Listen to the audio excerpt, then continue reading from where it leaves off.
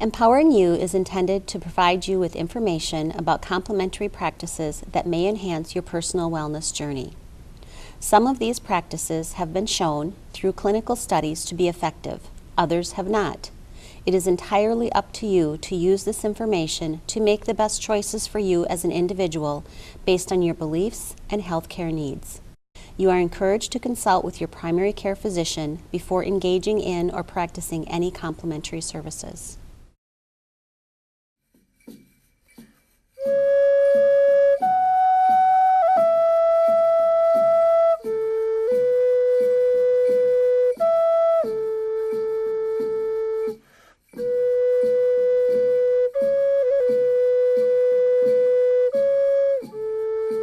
Hello, and welcome to today's edition of Empowering You.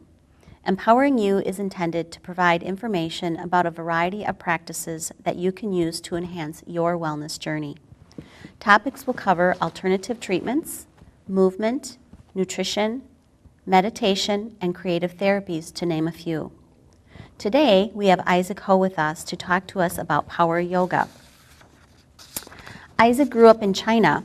He practiced Shaolin martial art form in school as part of the curriculum and wrestling from his father. He graduated from Waldorf College with a BA in International Business and St. Thomas University in Minnesota with a master's degree in MIM and MBA. He taught Chinese in junior high school. He worked in a law firm in Dallas, Texas, and he's currently working at CM Global in Watertown. He has taught Tai Chi at Lake Country Martial Arts, Kabuto Studio, the YMCA here in Watertown, and at the Senior Center in Watertown. He currently teaches at Facilitated Healing Wellness Resource Center as well. Welcome, Isaac. Thank you. So, power yoga. What is power yoga? Well, we all know yoga is like series of stretching postures and movements. Now, in Sanskrit, yoga means to yoke and unite, to bind your mind and body. Now, in terms of power yoga, as it means, it has more power to it, and it's a more vigorous and rigorous series of vinyasa. When we say vinyasa, that's a series of movements and postures. So and we work very, very hard on each posture and the movements, and while coordinating the breathing and the awareness of the presence and on what we're doing. Okay. What does hatha mean? Hatha is also an Indian, and it means sun and the moon. Now, sun, moon, masculinity and femininity, hard, soft, and strong and weak. It's almost like the yin-yang philosophy in China, ancient China. So it's quite amazing. So again, when we compose the postures, and we would know that our limit and our weaknesses. So our ability to accomplish certain movements, and that would be considered as the sun, the yang, and the limit that we cannot. That we would know that we cannot accomplish certain movements, and we're going to have to learn how to surrender and accommodate. Okay. Who are the best candidates to take a power yoga class? Anybody, and with any kind of physical condition is a good candidate. Because when I hear power, I think someone that is more advanced in yoga. Which is true. But in my class, and I certainly customize, and certain postures that I teach, and I teach over 100 to 150, different postures. But for the students who don't have the ability to do a lot of different poses, but certainly I can introduce the modification and the variation of each move. And the students can certainly do as much as they can. Okay. In And you will terms help of to the modify. level, yes, absolutely, and twisting and bending. So there are modifications. Okay.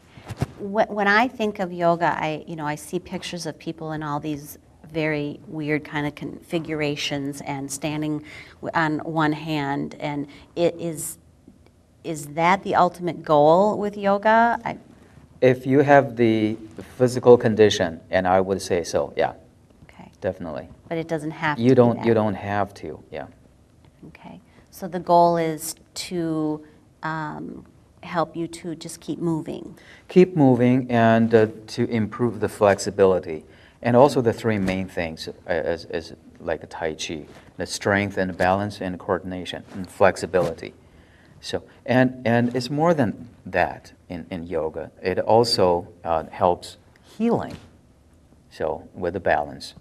Okay. So expand a little bit on the healing aspect of yoga. The healing is when we practice yoga and we use our mind and breath and calming the mind and with rhythmic breathing and controlled breathing to stimulate the sympathetic and the parasympathetic nerve system and to ultimately improve our health. Okay.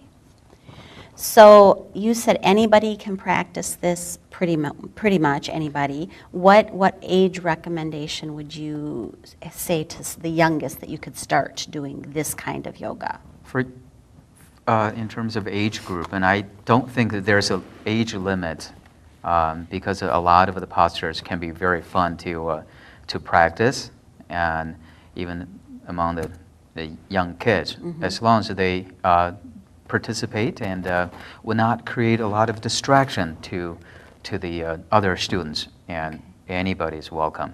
But once again, I teach 100 to 150 different postures, and I'm not expecting everybody to be able to do every single posture I teach, but at least that you know how it's done, and you can certainly practice and at home and try as much as you can. Good. Yeah. Good. And I'm familiar, there are some other classes that are specifically geared towards children.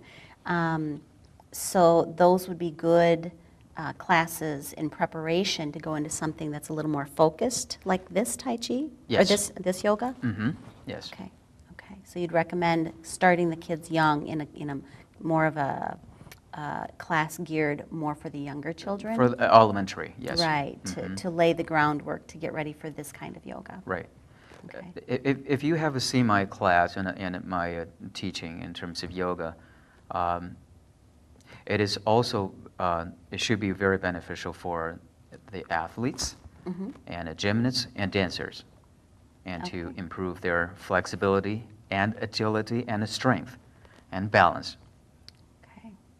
And those things all add to the quality of athlete that they can become, Yes. most definitely. Absolutely. And to just tell you a little story about myself, and I play soccer too, and I love soccer, and that's one of the passions. And table tennis and running. So a few years ago, and I was doing the long distance running, and prior to Tai Chi exercise. So I had this kind of a collateral ligaments or tendinitis, the pain and discomfort around my knees. So after practicing Tai Chi, and I felt that I could run faster and with more stamina and longer. Okay. So, and in soccer, and I was able to accomplish a lot of tricks and moves with relatively more ease. And because of the flexibility of all the joints that you've been working on. So I just love it. ever since, and I've been practicing yoga every day. So So it what are becomes a the, part of my life. wonderful. Mhm. So what are the main differences between Tai Chi and yoga? Tai Chi is done on your feet throughout the entire exercise. And it also focuses on those three main things, as we talked about: strength, balance, and coordination. Now, yoga is done in my teaching. In Power Yoga, we have 5 different segments. One is on your feet, and balance, and bending, and handstand, and the sitting pose segments, and headstand and the shoulder stand. So, And you do each of those different ones during your class? Or do you yes, build on each? I would cover all 5 segments. Okay. So if I take your class, I'm going to be standing on my head. Yes. I don't know if you No, want to just see kidding. that. No. Over time, and I think that you should be able to. Okay. Yeah. As Okay. long as you try and stay with it and strengthen your muscle groups around your neck and shoulders, you should be able to. Okay. And when if someone would take your class and they have limited mobility, are you able to easily modify for them? Definitely. Okay. Yes. Yeah. Okay. There are a lot of variations for each posture, and as long as you give it a try, and I'm sure that you would improve, you would make a progress. Okay. And I heard you mention the breathing. Breathing keeps jumping out at me in when you're talking about the yoga and the Tai Chi. Why is the breathing so important?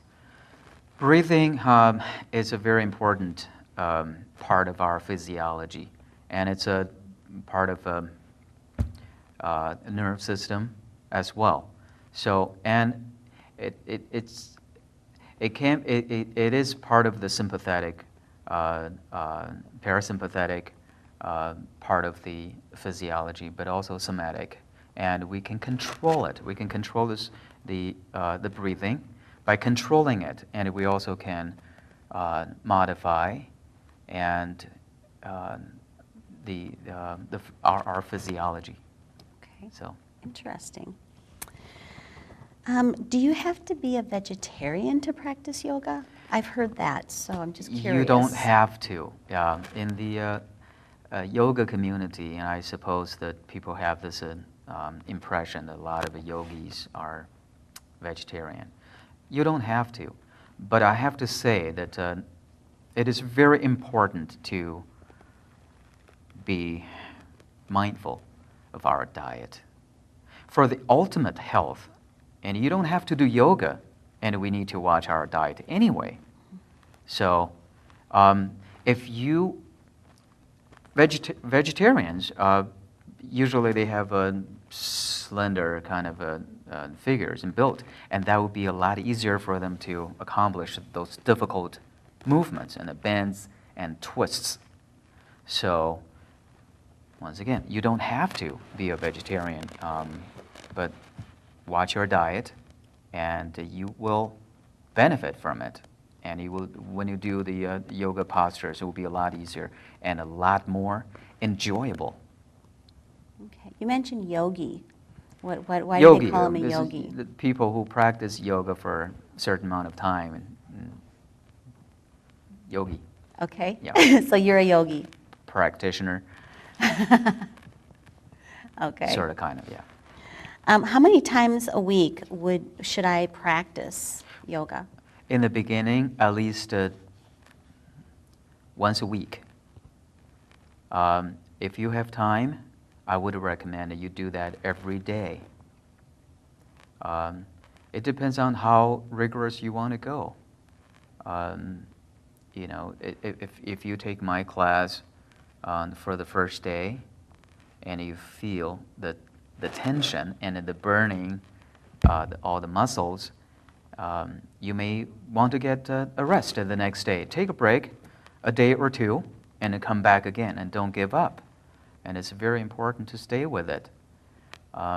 So over time, and you would reap the ultimate, the goal, which is the healing and the health benefit. And what would be a minimum amount of time to practice yoga when you do it during a session? How long of a session would be good? In my class? If you want to practice on your own at home then. On your own, and I would say 10 to 20 minutes, Okay, at least. at least. Yes. Okay. Okay. And can you do too much yoga? You have to define how much is too much. Yes. We, once again, in the Hatha, it's like a yin-yang philosophy, and we do have a limit in our physiology. Say, for instance, the spinous processes of our spine, and you can only bend to a certain degree and for so long. But if you push too hard, you might break those transverse processes and spinous processes, or sprain your muscles. So, and we have to know our limit. So listen And we to do your have bodies. our ability, yes. We do Yeah. have a limit too, yeah. Yeah. Okay. Yeah. How is yoga different from stretching? Once again, the stretching, traditional stretching, it just that's a goal, like a task, and you're gonna just stretch. This is what I want to do, and I want to be able to do this, to be able to do the split, for instance. Now, yoga is more focusing on the mind and the body, and the movements, and all the stretching that you're doing, and the awareness of those things that you're doing, and in the presence. So it is an enjoyable journey and a process, and instead of just a goal or just an assignment. And so from what you're saying, I gather that the practicing of yoga will also enhance mental acuity. Mm-hmm. Absolutely. Okay, because the amount of focus that's needed The amount to of accomplish focus, it. yes, and the relaxation that it creates at the same time, and the clarity will come at the end of the session. All right. And is yoga a religion? I get that asked a lot. Well, they think that it's associated with a certain religion. And Right. it's- Yep. No. The answer is no. I don't believe it's a religion. It's just like a Taoism and the ancient Chinese philosophy. It is a way, ancient way of looking at the world, viewing the world based on the empirical experiences. So it's not in a religion at all, Okay. because there's nothing or nobody to worship. It's a knowledge. It's a way of viewing things and looking at things. Okay. Knowledge of it. So really, anything, if someone's really committed to doing something, maybe it's no different than someone who's very committed to running. And therefore, there's no religion involved in running. Well, it's if you say it's a belief, the belief is the ultimate health, and based on the empirical experiences. So when we run and we know that we don't, we become healthy. Right. When you do these kind of exercises and you know that you feel good, and when you feel good, and that's our experience, that's how we feel, and we know that we like to get to that good feeling again every day. It would become a part of our life, and once you practice a certain thing for so long and enough. Good. So if I'm not a flexible person, can I do yoga? Yes, absolutely. Now, I get that kind of questions a lot, at work and in the public. It's just like, okay, I don't know how to swim, and can I take swimming lessons? So, no, you're not qualified for swimming lessons because you don't know how to swim. So that would not make any sense. you're not flexible, and that's exactly when you need to come and to improve the flexibility. Wonderful. And how would I begin a yoga practice? How? And you, first of all, and you got to have the curiosity, and you got to have the interest, and bring your body and your mind and a yoga mat and loose clothing and to try it.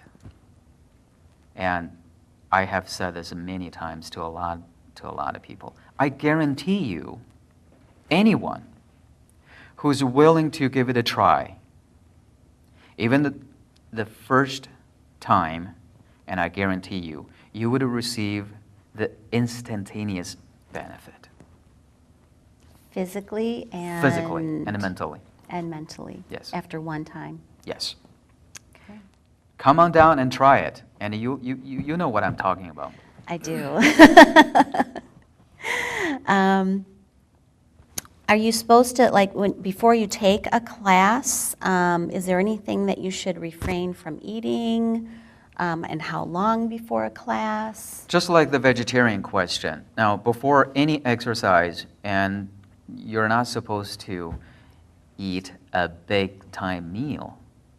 But that's a common sense. Okay. After eating, and we feel like sluggish, and because we need more energy to digest the food. So we don't have the energy to move around.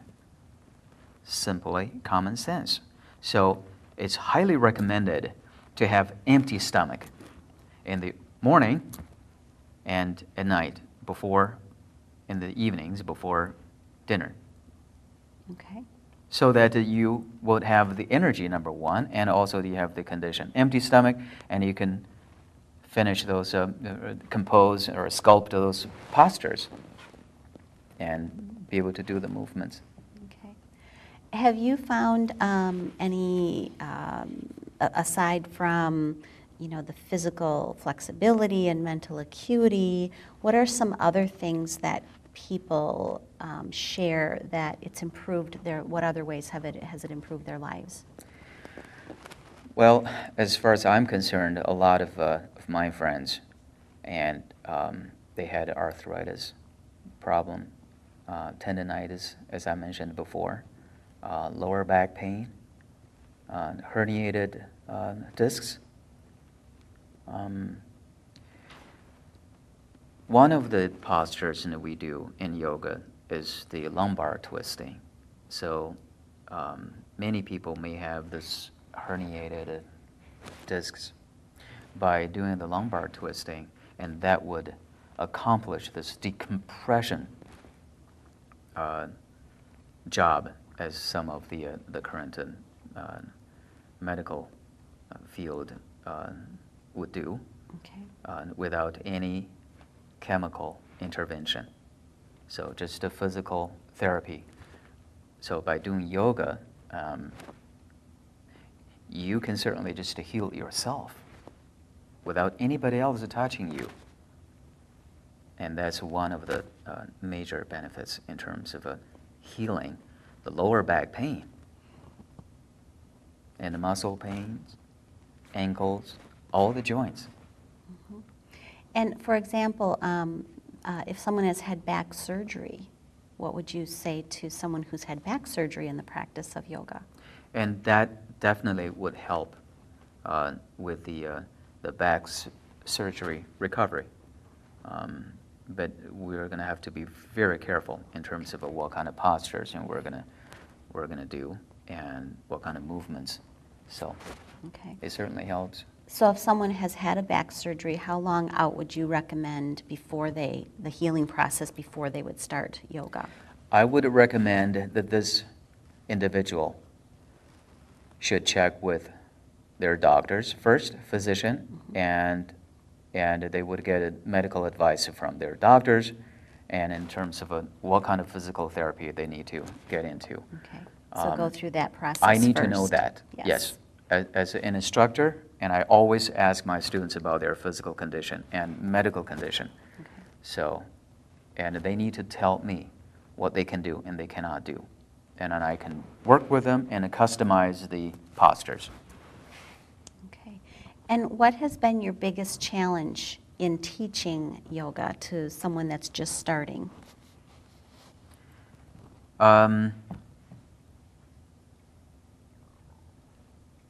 It's strength. And that's my observation. Again, you know, when I compose those postures, and it does require a lot of strength. And so what do you say to someone that might be a little Concentration. frustrated with starting out and not having that strength? What They would you say? shouldn't. No one should be frustrated with the difficult postures, and because you haven't done that, and we should understand that that's normal. That's a common sense. Now, only when you have the desire and the passion and the commitment and discipline, and once again, and I guarantee you, and you will make a difference within yourselves, internally and externally. So stick with it. just to keep in mind, you are practicing yoga and just focusing on your breathing and the movements that you are implementing and the muscles you're using. So don't get stressed out and frustrated. For most of the people who don't have any medical condition, healthy, as long as you watch your diet and health conscious, and you should be able to do anything that I do. Okay. I guarantee you, once again, I don't say this very lightly, and I am very, very serious. This is my personal experience. I had a lot of allergies in the past, and some other kind of conditions. So you have to be able to take the personal responsibility to want to change yourself as premise. So when you get to that part, and with this discipline and the commitment, stay with yoga, with this program, yoga or Tai Chi, or any kind of exercise you do, and you have a passion in, and you will change yourself. That's a sure thing. Wonderful. Thank you very much. And on that You're note, welcome. thank you, Isaac. And Thank you. again, stay tuned for additional upcoming editions of Empowering You.